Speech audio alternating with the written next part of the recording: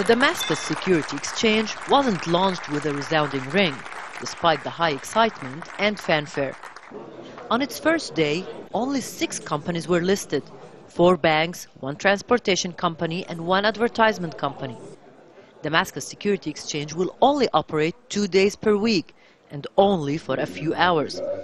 Shares bought can't be resold on the same day. The rise in the stock price won't be allowed to exceed 2%. The Damascus stock market is opening at a time of deep financial crisis.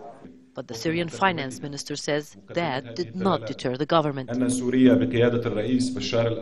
It shows that we are determined to go on with our reforms, he says. President Bashar al-Assad had been trying to open up Syria's socialist economy in the past few years. Limited steps to reform the economy were taken, and Syrian officials say the growth rate went up to 6%.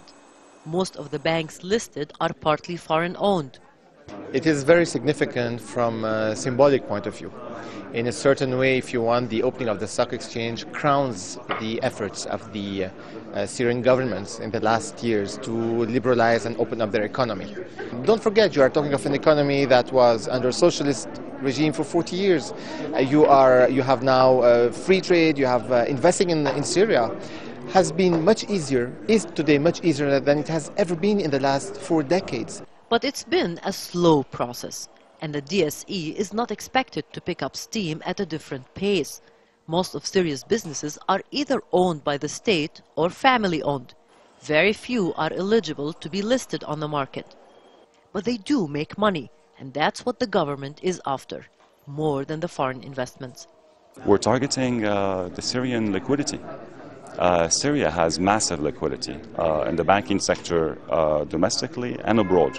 And this liquidity has been trying to find proper channels to invest. So hopefully with the advent of the stock market, we're providing a liquid investment vehicle for most of the people who would like to trade. In fact, only some of the people would like to.